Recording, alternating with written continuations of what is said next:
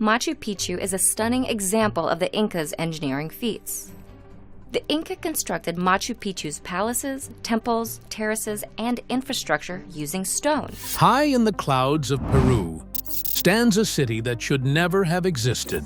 For over a century, Machu Picchu was called a palace, a fortress, a temple. But what if everything we thought we knew was wrong? The Inca are really well known for their incredible stonework, which is called ashlar masonry. And the stones fit together perfectly without any mortar. They did not have the advanced technology that we have today, so it's really a marvel. In 2025, scientists uncovered a secret hidden beneath its stones for 500 years. And once you hear it, you'll never see this wonder the same again. Stay with me, because the final revelation will shock you. The Century of Confusion. Yale professor Hiram Bingham cut his way through the thick bush of the Andes in 1911 and found ruins that shocked the whole world. The city seemed to resist gravity because it was built on a very thin ridge, 2,430 meters above sea level. Terraces stuck out over rocks, temples looked out over sheer drops, and stone walls rose straight up from the clouds. From the outside, it looked like it hadn't changed at all, like time had forgotten about it. Bingham thought he had found the legendary lost city of the Incas, but the Quechua people who lived there had never forgotten about it. But right from the start, the site raised more questions than it answered. Machu Picchu wasn't connected to the rest of the kingdom by wide roads like other Inca cities were. There were no signs of busy trade lines, crowded markets, or large family neighborhoods. Its gardens were beautiful, but they weren't big enough to feed a lot of people. It didn't look like a busy city as much as it did like a puzzle cut in stone. This contradiction was hard for experts to understand. Why did the Incas build a beautiful structure in a place that is so far away and dangerous? The hill it's on is unstable and narrow, with cliffs that drop almost 500 meters into the Urubamba River on all sides. The slopes around are steep and rocky, making them unfit for large-scale farming. The choice didn't make sense for a kingdom that was known for being efficient and good at logistics. The story got even stranger as the 20th century went on. Temples were perfectly lined up with the solstices and the phases of the moon. The walls are so tight that not even a grass blade could fit through the gaps. Every little thing pointed to the ceremony's importance, but nothing answered the main question: why were they here?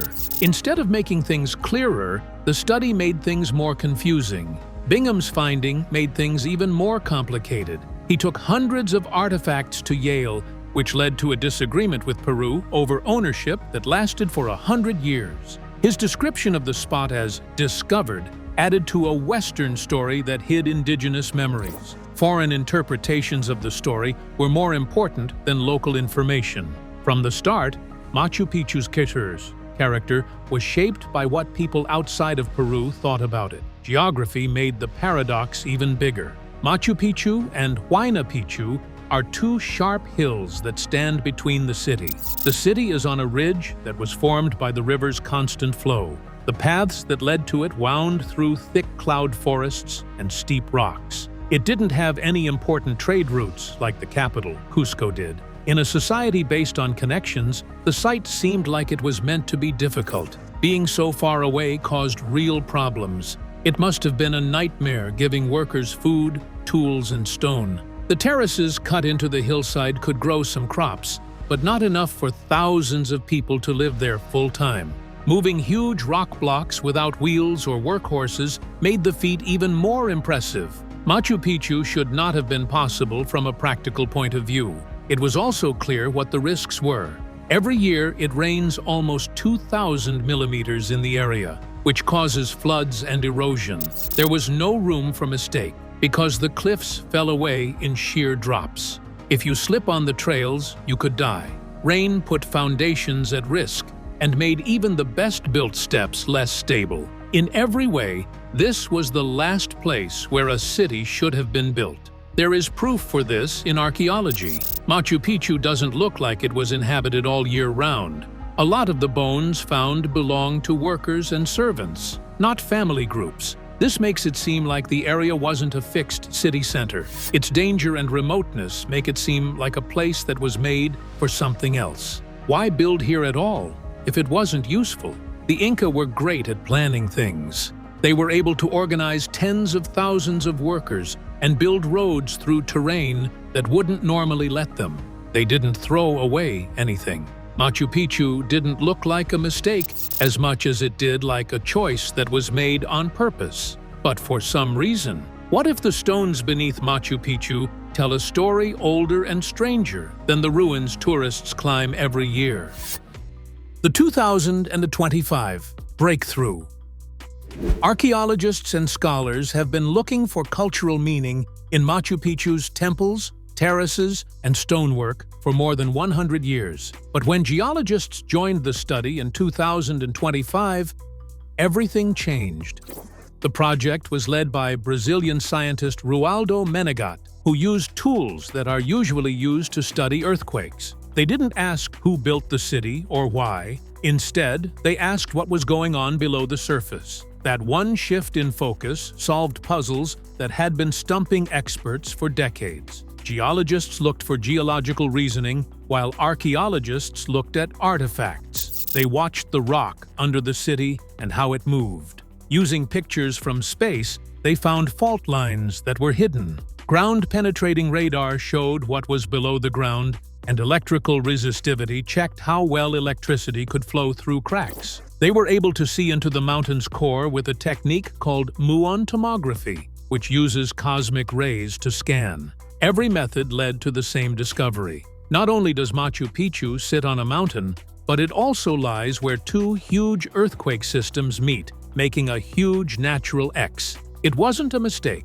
For the first time, science suggested that the Incas may have picked this spot because of the cracks, not because they didn't like it. Today's engineers see fault lines as signs of danger. There were chances for the Incas. The natural X was more than just a sign. Faults made pathways that let rainwater flow through the mountain, which is how the city's famous drainage system still works. The Incas didn't fight rivers. Instead, they used the cracks in the mountains as plumbing. Heavy rain that could have ruined the site washed it away safely, leaving terraces and foundations that will last for hundreds of years. The rock's weakness turned out to be its strength. This natural partnership can also be seen in stonework. A lot of the blocks weren't moved from far away. They were broken straight from the broken bedrock below. Natural cracks made seams ready to go, which made it easier to cut big granite stones. The rocks in the mountain allowed for a clever use of what looked like difficult work. The land itself provided both stuff and method. Even holy buildings were lined up with these cracks. Some buildings were built along fault lines, as if they were following a grid that the ground couldn't see. There was no chance in this choice. The fact that they mapped their spiritual and practical areas onto natural lines of force shows that the Incas used the mountain as a model. They weren't fighting nature. Instead, they were working with it. Geologists say that these cracks made the city stronger as well. During an earthquake, solid rock might break apart, but broken rock spreads out the shaking energy. It's possible that the Incas kept Machu Picchu from being destroyed by earthquakes by building on broken ground. What looked like a risk turned out to be a way to stay alive. This new information changes how we think about where the city is located. Scholars used to think that Machu Picchu was picked because of its location or trade lines. Geology now shows that it was picked to use the energy of the rock. The Incas didn't ignore danger. Instead, they planned for it. The Incas saw flaws as opportunities, while current engineers see them as problems. This way of thinking is shown by water control. Heavy rains in the Andes could have washed away the spot, but the cracks worked like veins, drawing extra water into pathways that were controlled. The stone drains didn't stop erosion. Instead, they made what the mountain did naturally better. That relationship is what has kept Machu Picchu standing through hundreds of years of storms. There's also a moral side to it. The Inca thought of mountains as holy beings that were full of power. It wasn't just useful to build where two earthquake lines meet. It was also a sign of something. The big X under Machu Picchu brought together the land, the sky, and people in one place. Geologists may have seen cracks in the ground as holy crossings for the Incas. This also makes the stonework more precise. For generations, researchers didn't understand how huge blocks of rock were cut so precisely. The answer is in the rock itself. Cracks in the rock made it easy to shape stones without using complicated tools. The clever use of nature design was what seemed to be a lost art. This way, Machu Picchu is more than just a beautiful building. It is a work of art for the earth. Every terrace, canal, and wall shows how people and nature have talked to each other. The rock gave the Incas cracks, waterways, and stone, which they used to build a city that still stands today. The stone's secret gifts. The rocks around Machu Picchu are made of granite, which is one of the hardest rocks on Earth. Usually, you need a lot of work and heavy tools to shape granite, but in this case, nature had already done a lot of the work. Because of fault lines that ran through the hill, the stone was always under stress, which broke it into blocks. The Incas only had to cut and split these pieces, which is how they were able to fit big stones together so carefully without using mortar. Builders didn't have to drag blocks from faraway slopes because of this natural quarry. They could use the rocks that are already broken up on the ground. That made work easier, which is why building progressed so quickly before iron or wheels. It was a very smart use of a mountain that was already full of stone to achieve what seemed like impossible productivity. The choice of spot may have even been influenced by the fact that the rock was broken up. The Incas didn't just pick any ridge, they picked one with natural cracks that led to ridges that were ready to be shaped. What other people saw as rocks, they saw as a toolbox made of stone. Ashes at Machu Picchu are famous for having blocks that are so close together that a knife can't slip between them. This quarrying edge is where it all starts. When stones were broken along natural fault lines and then formed with hammerstones, the edges were very sharp. With this method, walls were built that have stood up to storms for hundreds of years. The Incas didn't fight nature. Instead, they let the mountain help build itself. This ready-made quarry shows that Machu Picchu was more than just a building. It was also a relationship with nature. The Incas saw designs in broken rock and used them to build temples, terraces, and homes that fit in with their surroundings. The more we look at these cracks, the more it becomes clear that picking this spot wasn't by accident. The city was also formed by water. In the high Andes, you can't always count on clean water, but near Machu Picchu, a spring came out of broken rock near the mountain. Faults in the rock worked like channels to direct rainwater into this natural reservoir. The Incas used the spring and dug a 750-meter canal that brought water to 16 stone waterfalls spread out over the area. Not only was this method useful, but it also made it possible to stay alive at 2,400 meters. Without it, the city would not have been able to take care of its people. Instead, it sent a steady flow to places where lords, workers, and ceremonies were all held. The fountains stood for more than just plenty. They also stood for order and God's kindness. Springs were also spiritually important. For the Incas, they were holy links between the sky and the earth. The water source at Machu Picchu made the city stand out as both a useful town and a holy place. It was important to have running water for drinking, but it was also a blessing. According to a new study, the water system did more than just keep people safe. It stopped erosion on the steep hills by directing runoff into controlled streams. The spring wasn't just a gift, it also protected the city from floods that could have destroyed it. Early travelers missed how important this spring was when they found Machu Picchu again. Archaeologists today say it was one of the most advanced water systems in North America before Columbus. There are no pumps or pipes. Instead, faults, slopes, and stone pathways are used in a smart way. The Incas found plenty in the cracks of the mountains, where most people would see a lack. It was even more dangerous when it rained.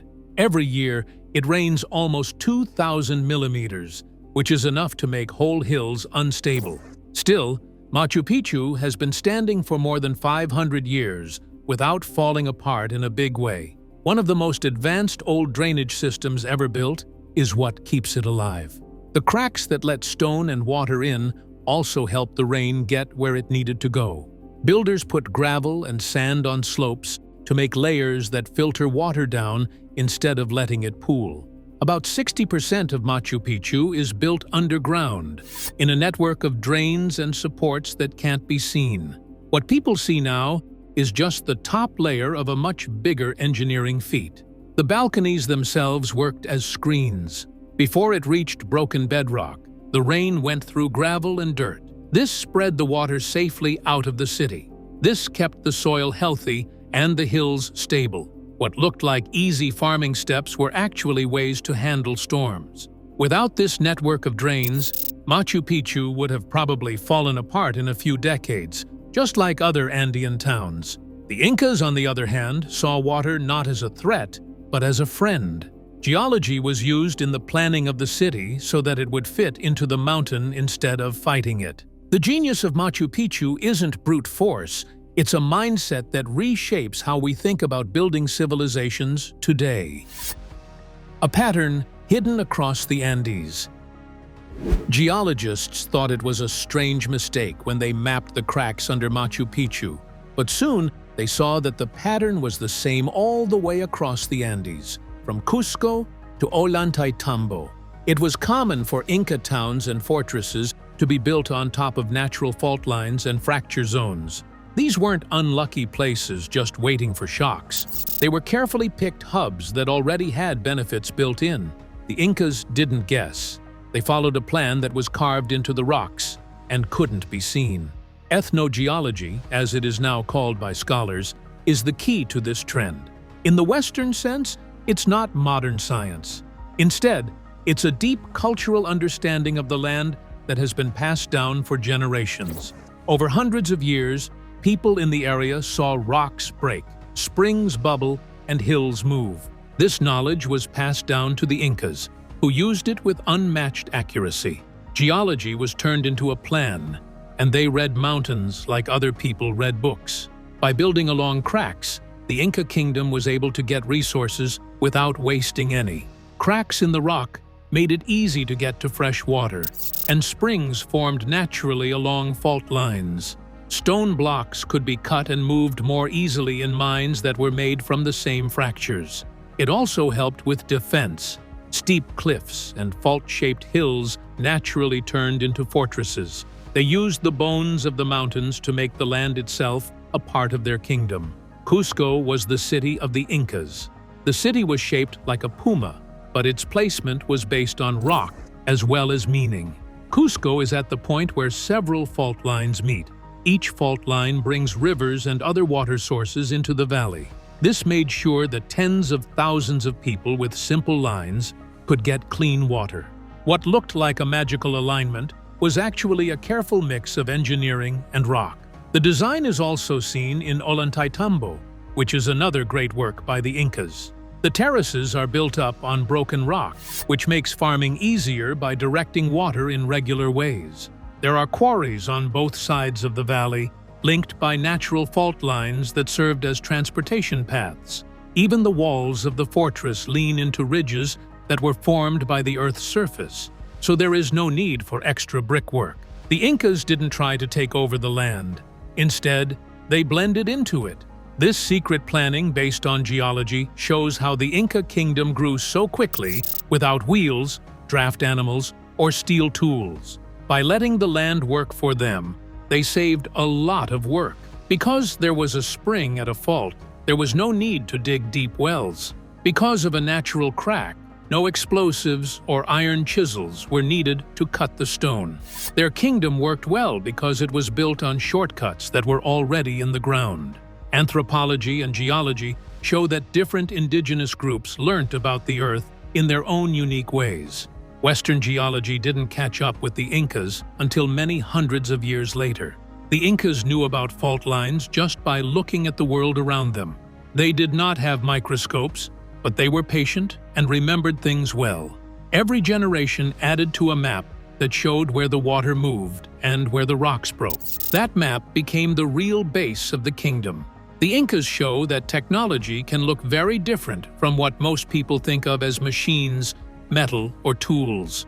Their technology was based on observational science and was hidden in stories, rites, and buildings. It was just as advanced to choose places based on fracture zones as it is now to use satellites to find resources.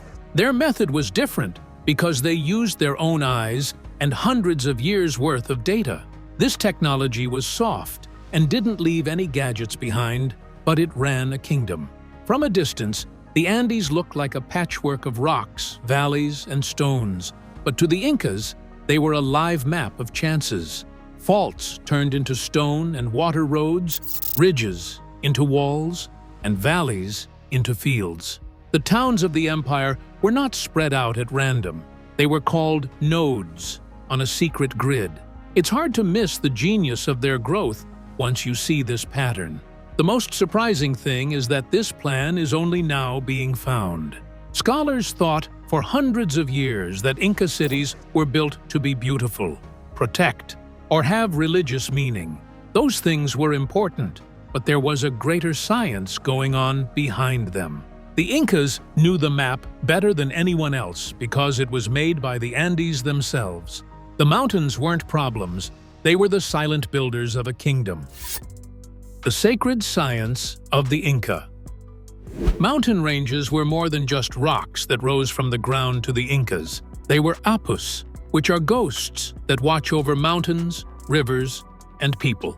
The earth was Pachamama, the Great Mother, who took care of, fed, and housed all living things. Because the land itself was holy, nothing was seen as normal. It was never just about staying alive when people built, farmed, or drank from a spring.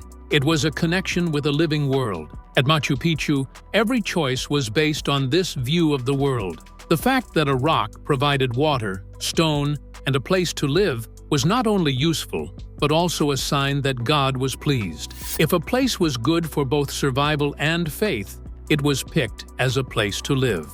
The Inca never put the holy and the useful apart. They saw them as two sides of the same coin. They thought they owed the mountain something because they had used its gifts. The discovery in 2025 makes this fact even stronger. Under important terraces, researchers found ritual deposits like small carved stones, seashells from faraway coasts, and burned gifts, not just random scraps. These were signs that the work started with a ceremony before any tools were used. These days, archaeologists think of building as both an engineering challenge and a sacred task. Each wall was a call to the living ground. For us now, it might seem like a myth.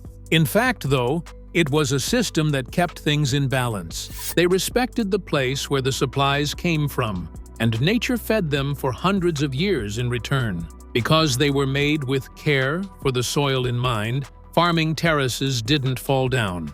The water lines didn't break because they let the mountain's flow happen naturally instead of trying to force it. In their world, there was no difference between worship and creation. Machu Picchu wasn't just put there by chance. It was on a hill between holy peaks and lined up with the sun at important times of the year. The builders thought that if they aligned their city with the stars, the land would stay fertile. We now see what they saw as holy geometry as a very high level of accuracy. The holy intention had very real, useful effects. The terraces that were made for farming were meant to stop soil from washing away and to look like the sides of holy mountains. The Inca thought that drawing after nature was a way to show love for it. Modern engineers thought it was a brilliant way to keep the earth and water stable. Their faith helped them make decisions that helped them stay alive. It was impossible to tell the difference between myth and maths. Even the rivers had more than one meaning. Water wasn't just for farming. It was the opus's gift of life. Channels were cut into the rock to slow the flow, stop floods, and spread the water out equally. At the same time, rituals saw the water coming as a holy gift. They made a system that still works today by combining faith with physics. The study from 2025 makes this duality stand out even more. Ground scans showed that there were secret layers of channels that cleaned the water as it moved through them, like a filter. Before it touched the crops, this water may have been spiritually cleansing for the Inca. It looks like high-tech hydroengineering to us. The overlap shows how faith led to long-lasting new ideas. Machu Picchu's true brilliance isn't in its walls. It's in the invisible handshake with the mountain holding it together. The invisible masterpiece. For more than 100 years, Machu Picchu was called a paradox, a city built on land that didn't allow it. Historians saw it as a bold statement of human power over nature, a castle clinging to the Andes, as if to show that the Incas could live longer than the mountain. But new information changes everything about that. They didn't try to fight the mountain. Instead, they built in a way that made it work for them. They weren't successful because they were better than geology. They were successful because they worked with it. When looked at through this view, something that didn't make sense before now does. The terraces weren't put there by accident or just for looks. They were like living parts of the mountain that kept the soil stable, let water drain away, and took the stress of earthquakes. The placement of churches and homes followed the natural patterns of the bedrock, which made it less likely that they would fall down. Even the well-known stairs and channels were built to follow the slope of the land and move water safely so that it wouldn't flood. Instead of taking over the Andes, the Incas let the mountain decide how things were built. This unity changed what Machu Picchu meant. The place wasn't just a holy place or a royal getaway. It was also a test bed for living together. Every wall and stone arrangement showed a discussion between people and rocks. Because of this relationship, Machu Picchu has been through hundreds of years of storms, landslides, and earthquakes. Modern towns have a hard time keeping disasters at bay, but Machu Picchu stays standing because it is part of its environment. For the Incas, nature was not something to be tamed, but rather something to understand and honor. This point of view was both deeply spiritual and very useful. The Andes were holy, but they were also dangerous, and people had to work with them to stay alive. The idea of this is written in stone at Machu Picchu. It turns something that seemed risky into something very smart. The terraces, temples, and the famous Intihuatana stone are the first things that guests see when they walk through Machu Picchu. But what makes the city truly great is something you can't see. The city was supported by foundations, drainage ditches, and layers of stone that were not visible from the ground. Archaeologists now think that more than half of the work that went into building it happened underground. The ruins that you can see are just the tip of the iceberg. Thanks for watching. If you enjoyed this video, don't forget to like, share, and subscribe. Click on the next video popping up on your screen for more amazing content.